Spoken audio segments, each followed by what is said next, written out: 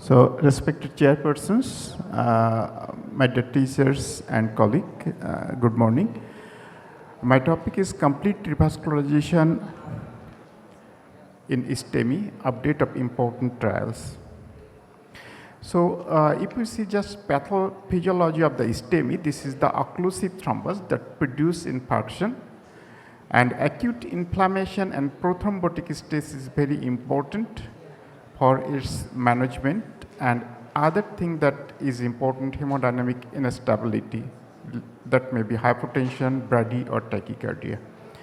So dealing with culprit and non-culprit artery differs in acute STEMI case. In STEMI cases, culprit artery is totally occluded, so intervention relatively well tolerated. Epicardial circulation may immediately be established, but microcirculation, tissue perfusion takes time, and this time duration is inversely related to the duration of symptoms and time of occlusion. In non-culprit artery, that is totally viable, there is no preconditioning, so slow flow, if we try to deal with the non-culprit artery in the same setting, that is index procedure, wiring, predilatation, stent deployment, all the conditions sometimes may produce slow flow, no reflow. Patient may become hemodynamically unstable. So, insult in the non-infarct territory might be harmful in the index procedure during multivessel PCI. STEMI revascularization guideline of the culprit artery, it is the class 1 indication and definitively superior to the thrombolytics therapy and also pharmacoinvasive therapy. And after 24 hours, even after 24 hours, if the patient is symptomatic, this is class 2A indication of revascularization. And if the infarct-related artery is suitable for PCI, is not suitable, then CABG is an option. But regarding the non-culprit artery, the scenario is different. If the patient is hemodynamically stable, stays PCI. Stays PCI means in the same hospital settings, means index hospital time, or that may be the after discharge from the hospital in the next setting is class 1A indication, class 1 indication, but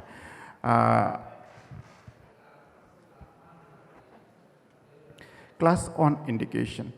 But in the same setting, means in the same cath lab procedure while we are doing the primary PCI to the culprit artery, this is class 2B indication. And in any shock patient, revascularization to the non-culprit artery in the same setting is harmful and class 3 indication.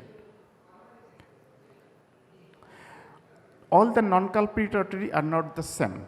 That is the heterogeneous group of condition. Like if we see in the first one, LAD is the culprit vessel, RCA is also dominant, a good size vessel is non-culprit. So both vessels are measured. There may be the infarct related artery is minor vessel like OM or diagonal or like this, but non-infarct related artery is measured. There may be other subset where the infarct related artery is measured like this dominant LCX, non-infarct related artery like smaller RCA. So non-infarct artery may be like this. That may be the severe left main bifurcation lesion.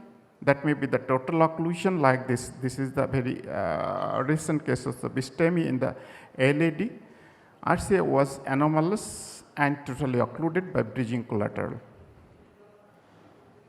So all the scenarios should be dealt in a different way.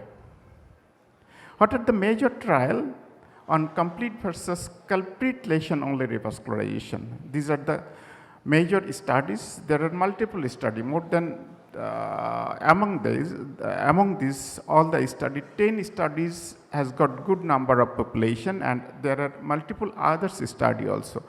The most important and largest trial is the complete trial, followed by compare acute trial, PRAMI, culprit shock, dynamic. primality and explode trial. Among this complete shock trial, this is the complete revascularization in STEMI with shock patient. I think our next speaker, Dr. Prince, will talk details over it. And explode trial is the PCI to the CTO versus conservative management in absence of any symptoms after primary PCI. That indicates that there is no extra benefit of CT opening. If the patient is not symptomatic, there is no viable myocardium. And in the complete trial is the largest trial, and this is the recent trial 2019. It was published with around more than 4,000 patients.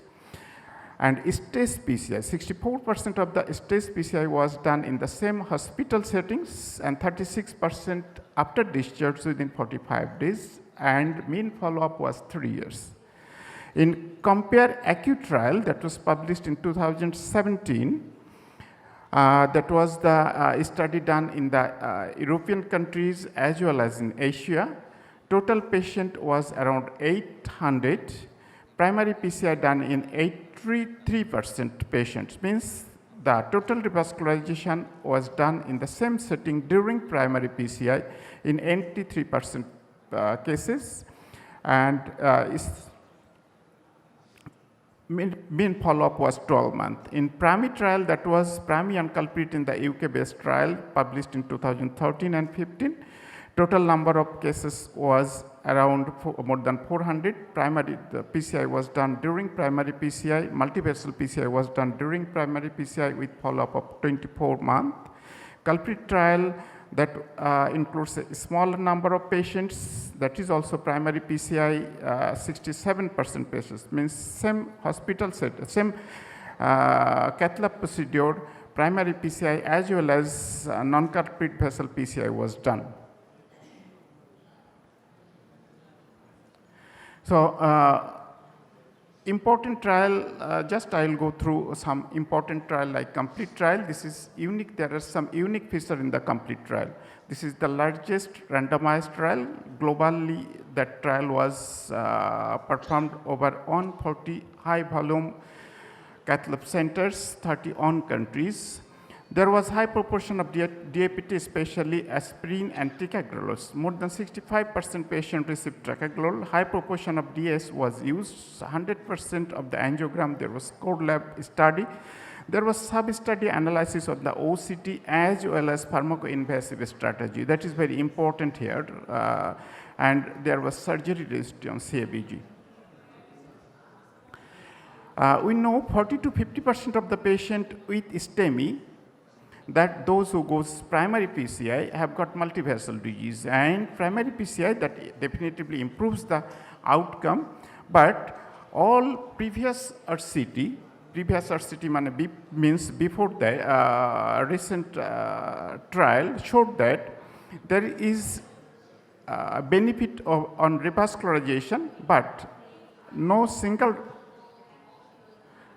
registry proved that myocardial infarction, that is the hard point, like myocardial infarction and mortality reduction, that was not powered adequately. Moreover, the meta-analysis before that was conducted was fragile.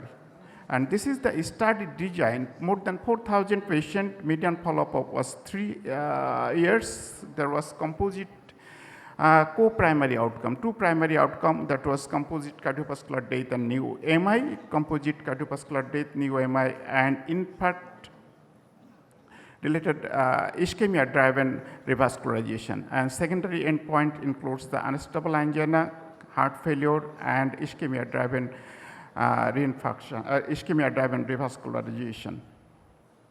So this is the trial. In short, diabetic patient was relatively less number than the hypertension, smoker, and dyslipidemia. 64% patient received ticagrelor. And 80% was done through the transradial, and non-culprit vessel, that is the single vessel, was 76%, double vessel non-culprit was 24%. And thrombus aspiration, that is very interesting. Thrombus aspiration, though not included as a class on or routine thrombus aspiration, that was actually routine thrombus aspiration is not indicated in STEMI, but in this study, it shown that 24% of the patient was received thrombus aspiration. And other drawback of this study is syntax score. Total syntax score was low, like 16. After primary PCI, residual syntax score for the non-culprit vessel was 7, and after total revascularization, syntax score was near to 0. So this is the result. There was absolute first co-primary outcome, means cardiovascular death, and new MI was absolute reduction by 7.8 versus 10%, where the relative reduction was about by 26%, hazard ratio 0.74.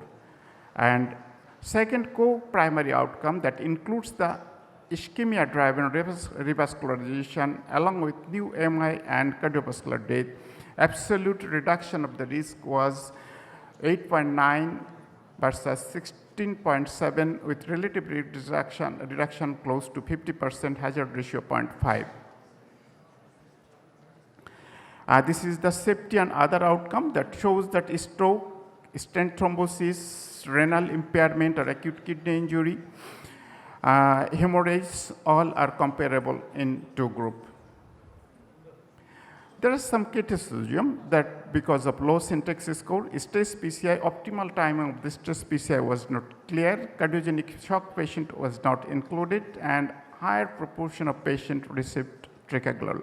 There are some study group that is very important and give a special message to pharmacoinvasive strategy that shown that the patient, those who are not for primary PCI, but pharmacoinvasive means after thrombolytics, PCI done to the culprit vessel, and as a stress procedure, non-culprit vessel PCI was done, that gives the similar result and sometimes better than the patients with primary PCI. Another is the OCT subgroup study, that is the strong part of this trial, and thrombus suction, that is also important in this trial. Now compare acute trial, that is the more than 800 STEMI patient, that shows that if the non-culprit vessel PCI is done with FFR guide, it gives better result than FFR guided patients, those who are on medical therapy. After primary PCI, non-culprit vessel was treated by medically, other group non-culprit vessel was treated with stenting. That shows that there is clear evidence that complete revascularization is better than the infarct-related artery treatment. This is the primary trial that also shows the clear benefit of patient, those who are totally revascularized.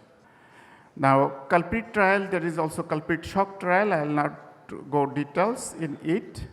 That shows the total number of MACE. Total number of MACE is less in the group that was treated with multivessel PCI.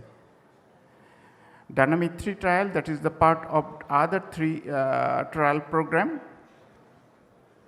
that shows primary endpoint was 22% in infarct-related artery only and 13%. So that was clinically significant, but all-cause death, non-fatal MI, that was not clinically significant.